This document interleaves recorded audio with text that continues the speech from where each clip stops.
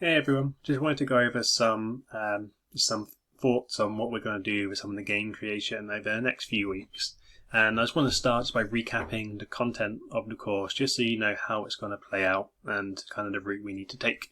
So there are 3 units. First unit is the games design, where you would do some games research, you're going to design a game, and then you're going to create a document to go along with that design. So in the eyes of SQA, what they want you to make ultimately is a small platform arcade style game, which I'll come back to in a minute. But you will start just by researching other games and then coming up with a small design for a game. The second unit, which follows on after that, is the media assets, and that's where you would research how media assets are made, and then you would actually have to make some of your own ones. So that one would be creating sprites, creating backgrounds, creating artwork, creating music, all kind of cool things which go into the games. And the idea is that the media assets you create would be to go along with the design you made back in Unit 1. And then when we get to Unit 3, that's when you actually make your game. So the small game you've designed and created the assets for, you would then go away and make.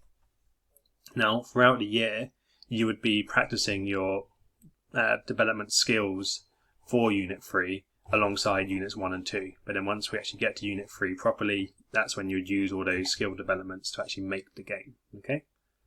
So I'm going to read through this document. You're going to get a copy of this as well. But SQA expects you to create a simple platform arcade style game, not a full-blown sandbox RPG like Fallout and so on.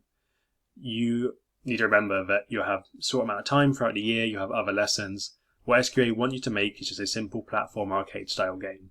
Examples would be Pong, Space Invaders, Pac-Man and Mario, something along those lines. You will base your game on something that already exists and design and create your original sprites, music, artworks in the first 2 units. The gameplay might be similar to something you've researched, but then you would add your own style and gameplay elements to it, possibly just combining different gameplay styles into one. And you would then use those in Unit 3 where you create, test and evaluate the game. At level 5, you don't need to use text-based code, but are fine using things like Scratch and Construct Free, which I'll talk about, something else called Stencil, or any other game environment that provides built-in functions for you, so the drag and drop style, and things which have events available for you just to kind of click and choose what happens. Scratch can actually make some really intuitive games, and I'll give you some examples of that later. And it might be what you have to use to pass the course this year, depending on your ability and how willing you are to actually go away and work independently from researching other ways to make games. Okay, so I know Scratch isn't everyone's favourite. However, the majority of schools and colleges which do level 5 for computing games development do actually use Scratch. So don't dismiss it. It might be what you have to use, especially during our situation at the moment. For level 6, you are expected to use text-based code though, so not drag and drop, not blocks. You would be expected to actually code elements of your game, which shows off things like variables and the programming construct selection and loops. So you would be doing that in block-based anyway, but in text-based it's slightly more different. And those of you doing computing science, you'll have a little bit of an understanding of that ahead of everyone else. Unity is really good for this, and it is my preference for level 6. But you would be expected to learn how to use Unity independently. I won't be sitting there with you going over how to use every element of Unity. It can't work that way. Unity is massive, so you would need to be quite independent in fixing errors, debugging your code, working out all kind of cool things to do with it. I can supply some tutorials and documentation, but ultimately if you're using Unity, you need to be kind of working really independently with that. So, with different game development environments, this is quite important. It's unknown what software we'll have in August. Simply put, we were supposed to get better computers before the lockdown was in force, so we don't have them yet. Keep this in mind as we do not know when we will get those. Scratch really is the safest option for everyone because you can create a massively strong level 5 game. There's a Zombie Hunter and platformer tutorial below, but Scratch would get you a level 5 pass, so keep that in mind when we're thinking about how we're actually going to go ahead with this. The below environments are examples of what you can use with some tutorials, and whatever environment you use, you're going to have to be confident in making a simple arcade or platform style game. And I do expect you to do independent research. Game development is a massive, massive field. There are so many different things you can do that I can't fix and support everything. If you come up with an issue and I'm not sitting there to have a look at it, you're going to need to be able to work independently to try and use YouTube tutorials, documentation, each other, just to try and help each other out with that. Okay? So with Scratch, it's free. web-based and a downloadable version. It's suitable for level 5, and if you only have a Chromebook and you can't download software, Scratch should be what you're using, and it's very accessible for everyone. A couple of tutorials, so a Fruit Ninja style game and a Pong style game, which both fit into SQA's recommendations of types of games you can make. There's some examples of how to make those games, so you can have a little play around with those. The Zombie Hunter and Platformer one are by the same guy, and his playlists are actually very detailed and go into quite a lot of maths and physics in games. So for his YouTube tutorials, let's pause that. There are a whole list of parts to go through, and the Zombie Hunter one goes all the way down to video 7, I believe it is, video 12.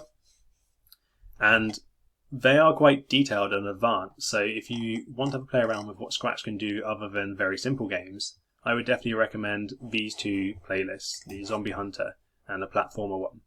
But honestly, just Google Scratch free tutorials with whatever keyword you want, Scratch free Pong tutorial, Scratch free Space Invaders tutorial, and so on, and you will find something. Construct Free is what I would recommend for level 5 if and when we get it. It is a paid service with a very limited free version, which I'll talk about in a second. It's web-based only, but it is good for Chromebooks, laptops, and PCs. So the idea is that even if you're working at home, you can do this on a Chromebook, and it's suitable for level 5. And it's what I'm aiming to have once we reopen. The free version doesn't let you make full games, but if you register a free account, it will give you some more actions to use. And once we buy some licenses, you can use this from home as well. So if I just go to one of these examples here, Beginner's Guide to Construct Free, you can register a free account and link a trial to your account to give you extra space. This is a text-based instruction guide, so you have to read through it, and there's an example of the finished game there, which will show you kind of what you're looking to make, but you would end up just going through the text-based instructions and skipping along 2, 3, 4, so on to actually make the game. And this is what the area looks like. At the top, you can sign yourself in, and this is what I mean, where you've actually made your account, you can register your account to Construct, which gives you more events to actually play around with, and you'll need that to make some of the tutorial games. So it's worthwhile having a look at, because there's a good chance we'll be using this throughout the year as well. Even on the resources, there's a certain part of here, so this shows you different games which have been made using Construct Free. Trying to find the Showcase, that's the one. So Construct Free and Showcase gives you some ideas of all the games which have been made using Construct Free, and quite a lot of them have made it onto app stores. So definitely have a play around, see what you can do with that. And finally, Unity. It is downloadable only and needs a good laptop or computer to actually run it, something with decent RAM and CPU. And it's my personal choice for level 6, but could be used for level 5 at a push if you have the availability of it. If we get the updated computers at school, then we will use Unity. But if you have a laptop capable of running it, then bring it to school if you're happy to do that, and you can use the laptop as well. But obviously that's up to you, it's up to your parents, carers. If you've got a laptop capable of running Unity, then Unity is something you can use and you can bring in if it's okay with whoever actually owns it. Unity Learn is free at the moment. Really, really recommend it. There's tons and tons and tons of stuff on here. So Unity Learn, you can log in to get started. You get 3 months of access for free during our current predicament. So have a play with that. And there's an arcade style game video playlist from YouTube which I've included as well. And just like with Scratch, Google it. Google Unity 2D platformer, Unity 3D basic game, and you'll find a ton of just videos out there helping you with this. So for the next kind of 5 weeks or so, what I want you to do is just to complete a game development log. Really simple, but you're just going to give a brief description of what you've been creating during that week. So use the tutorial ideas from above. So you can pick something from Scratch, Construct Free, Unity, and then have a play around with it. If you pick something new, that's fine, just tell me what it is. But you might want to pick a short task to complete in 1 week, or you might want to pick a longer task that you'll build on each week. And for each week, just explain what you've done through words, screenshots, links to work. So just pop it in here. So week 1, you might make the Pong Scratch game, and you would just tell me what you've done with some screenshots to explain how you've made that. And then you do the same for week 2, 3, 4, and 5. At the end of week 1, and you've included your work, just hand it in so I can check it and give you some feedback, give you some advice. If you've got any questions, just ask, and then I'll just return it back to you, so you can return it back on week 2, week 3, and so on. Okay. So hopefully that's answered some questions you might have around what we're actually doing with the course through focusing on units 1 and 2 for designing the assets and plan for your game, and unit 3 of actually making it, and also answered some questions on what software you can use, so Scratch, Construct Free, Unity. If you can't access Unity, you're going to have to use one of these two. That's just how it is at the moment, but feel free to come up with solutions. If you know of something else which you might be able to use, let me know and I can check it out. But SQA are quite strict on what can be used and what they're expecting at the end of it. We don't want you to come away with no qualification because you didn't want to use Scratch or something like that. Okay? So keep all those things in mind, but try and have some fun with making some games. I will set this each week as we go along up until summer now. So you've got a huge chunk of time just to sit, play around with some of these and learn a few new skills. That's it from me. Thank you very much. Let me know what you come across and keep going with the game blog at the bottom of this document. Thank you very much.